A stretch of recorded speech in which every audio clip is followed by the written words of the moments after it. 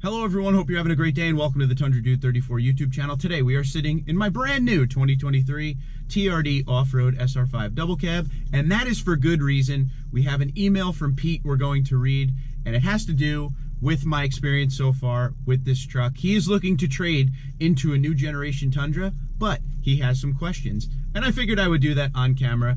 So if you are in the market for the Tundra, hopefully this will help you going forward. And of course, I'm also here to answer any questions. So go down in the comments below and let me know what you think. Before we get to the topic, I want to do a quick feature on Mark's 2020 TRD Pro Double Cab Army Green truck today. Mark is one of the first members of the Tundra Dude 34 YouTube channel. If you don't know, recently I've opened up memberships to actually join the channel for some exclusive perks, and one of them is a feature on the video. So take a look at this truck, a beautiful truck. Mark is from Bend, Oregon, and as you can see, a nice shot.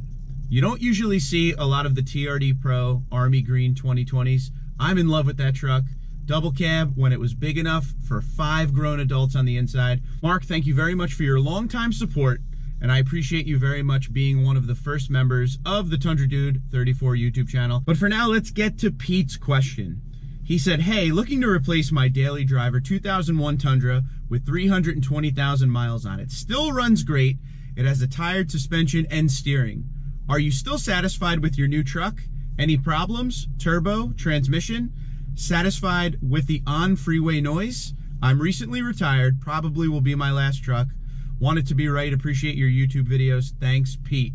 Well, first off, Pete, I thank you very much for watching the channel. Number two, that 2001 Tundra that you drove for 320,000 miles, I love those stories. I love to hear about the trucks that go that long.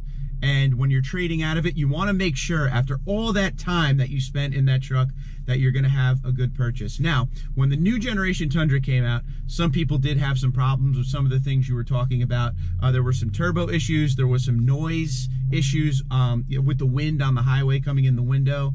For me, so far, with 2 new generation Tundras that I had the Pro, and now I have this 2023 SR5, which is obviously a lower grade than the Pro and has, you know, a lot more plastic in it. I have no noise whatsoever, whether it be on the freeway, local driving, anything. It is tip-top in here. Of course, the truck is only a month old, so I'll have to let you know going forward. As far as turbo issues or anything like that, I have not experienced any of that with the Tundras that I've owned or the ones that I was testing for a week at a time. One thing I will say, it looked like a lot of those problems were more in the earlier 2022 Tundras, and it looks like they've got them figured out now, because you don't hear much about that nowadays moving down the road as far as has anyone had any issues. Of course, here and there you'll hear something, but as far as with these 2023s, they seem to be moving in the right direction. Of course, it was a new generation.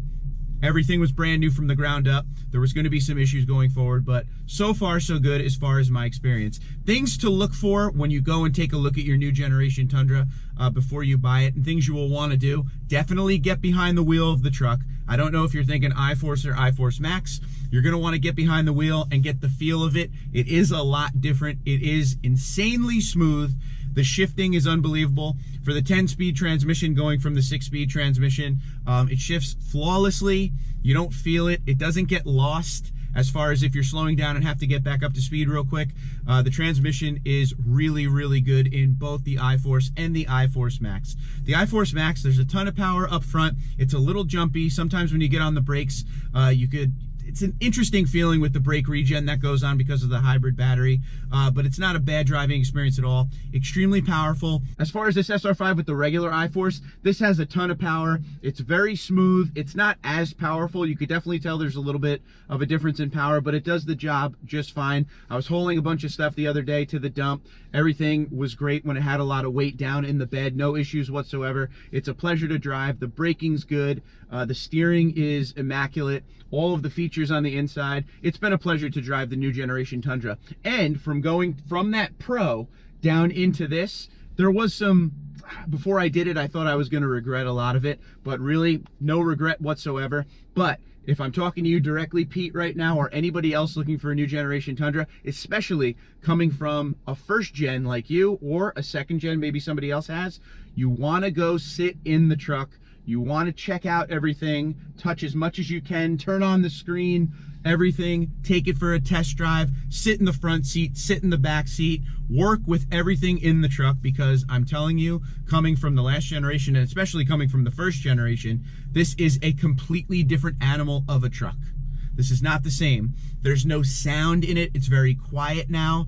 It doesn't even really feel like you're driving a pickup truck anymore. It's so smooth and refined versus yesteryear. It doesn't feel like a classic pickup truck. Some people love it. Some people don't like it. I strongly suggest you go and find the truck you want. Do the research.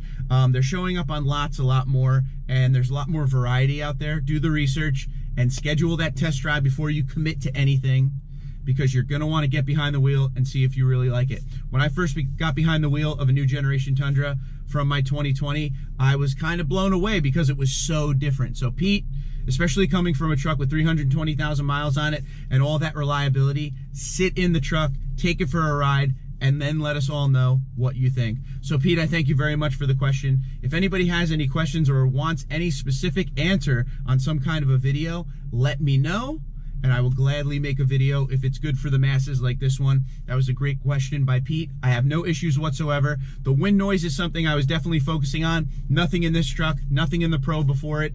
So far, so good with all of that stuff, and of course, I'll keep you updated. Pete, keep me updated on what you end up doing and what truck you end up having, and congratulations on retirement. And I also, once again, want to thank Mark for being one of the first members of the Tundra Dude 34 channel, as we saw with his Army Green TRD Pro double cab. Please don't forget, if you want to join the channel and become a member, go down in the description below. The link is there, and I thank you very much for your continued support. Until next time, Twitter, Instagram, LinkedIn, Facebook at Tundra Dude 34, TundraDude34 @gmail.com. You guys have a great day, be safe, and be well.